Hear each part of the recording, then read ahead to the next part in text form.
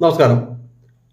എല്ലാ ജനാധിപത്യ പ്രക്രിയകളെയും സ്വയം അധികാരം നേടുവാനും അത് നിലനിർത്തുവാനും നെഹ്റു ഉപയോഗിച്ചിട്ടുണ്ട്. അദ്ദേഹം ഒരു ജനാധിപത്യവാദി എന്നൊക്കെ അറിയപ്പെടുമെങ്കിലും ഒരു ഏകാധിപതിയായിരുന്നു.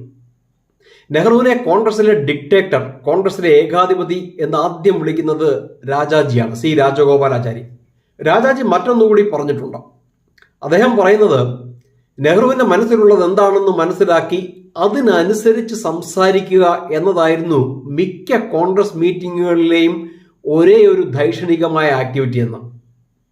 ഉള്ളിന്റെ ഉള്ളിൽ നെഹ്റു ഒരു ഏകാധിപതിയും മാനിപ്പുലേറ്ററുമായിരുന്നു എന്നാണ് ചരിത്രകാരനായ മഖാലാൽ എഴുതിയിരിക്കുന്നത്. നെഹ്റു മഹാത്മാഗാന്ധിയെയും പട്ടേലിനെയും മാത്രമേ ഭയപ്പെട്ടിരുന്നുള്ളൂ. ഗാന്ധിജിക്ക് ഭാരതത്തിലെ ജനങ്ങളുടെ മേലൊരു മോറൽ അതോറിറ്റിയും കംപ്ലീറ്റ് ഗ്രിപ്പും ഉണ്ടായിരുന്നു. അതിനെ നെഹ്റു ഭയപ്പെട്ടിരുന്നു. മറ്റു കോൺഗ്രസ് നേതാക്കളെ പോലെ പട്ടേലിനെ വൈകാരികമായി ബ്ലാക്ക്മെയിൽ ചെയ്യുവാൻ നെഹ്റുവിന് സാധിച്ചിരുന്നില്ല. പ്രധാനമന്ത്രിയായിരുന്ന നെഹ്റു 1954 വരെ കോൺഗ്രസ് പാർട്ടിയുടെ പ്രസിഡന്റ് കൂടിയായിരുന്നു.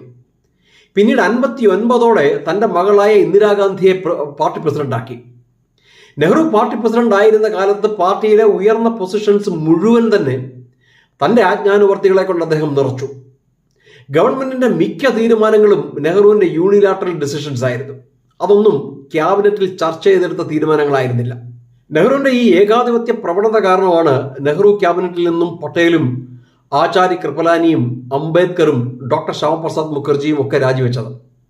തന്റെ രാജിക്കത്തിൽ ഡോക്ടർ അംബേദ്കർ പറഞ്ഞത് ഡിസിഷൻസ് അല്ലെങ്കിൽ തീരുമാനങ്ങളൊക്കെ നെഹ്റു എടുക്കും, അതൊന്നും ക്യാബിനറ്റുമായി ചർച്ച ചെയ്തിരുന്നില്ല.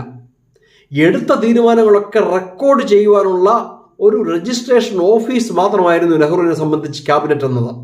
കെ എം മുൻഷി നെഹ്റുവിനെ കുറിച്ച് എഴുതിയിരിക്കുന്നത് ടെമ്പർമെന്റ് അല്ലെങ്കിൽ സ്വഭാവം വെച്ച് നെഹ്റു ഒരു ഏകാധിപതിയായിരുന്നു.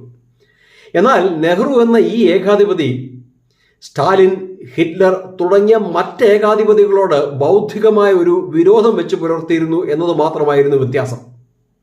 മുൻഷി പറയുന്നത് ഇന്ത്യൻ ക്യാബിനറ്റ് കൂട്ടുത്തരവാദിത്തത്തോടെ പ്രവർത്തിച്ച ഒരേ ഒരു അവസരം നെഹ്റു ഫോറിൻ ട്രിപ്സിലായിരുന്നപ്പോഴാണ്. അന്നൊക്കെ ക്യാബിനറ്റ് മീറ്റിംഗ്സ് നിയന്ത്രിച്ചിരുന്നതും നടത്തിയിരുന്നതും പട്ടേലിന്റെ നേതൃത്വത്തിലായിരുന്നു.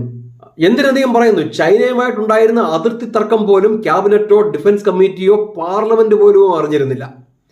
ചൈനീസ് ആക്രമണം തുടങ്ങിയതിന് ശേഷം മാത്രമാണ് ഇങ്ങനൊരു പ്രശ്നത്തിനെ കുറിച്ച് ഇവരൊക്കെ അറിയുന്നത് പോലും.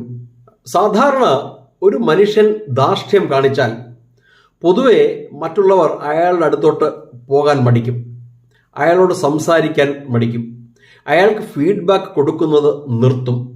മറ്റു ചിലർ അയാൾക്ക് കേൾക്കാൻ താല്പര്യമുള്ളത് മാത്രം അയാളോട് പറഞ്ഞുകൊണ്ടേയിരിക്കും. സാധാരണ ഈ ധാർഷ്ട്യക്കാർ മറ്റുള്ളവരുടെ അഭിപ്രായങ്ങൾക്ക് വില കൽപ്പിക്കാറില്ല. മറ്റുള്ളവരെ പ്രശ്നം പരിഹരിക്കുവാൻ ഇൻവോൾവ് ചെയ്യിക്കണമെന്ന തിരിച്ചറിവ് പോലും അവർക്കുണ്ടാവണമെന്നില്ല. ഇങ്ങനെ സ്വന്തം കഴിവുകേട് പോലും തിരിച്ചറിയാത്ത വിധം അൺഡെമോക്രാറ്റിക്കായ ഒരു ഭരണാധികാരിയായിരുന്നു പണ്ഡിറ്റ് ജവഹർലാൽ നെഹ്റു.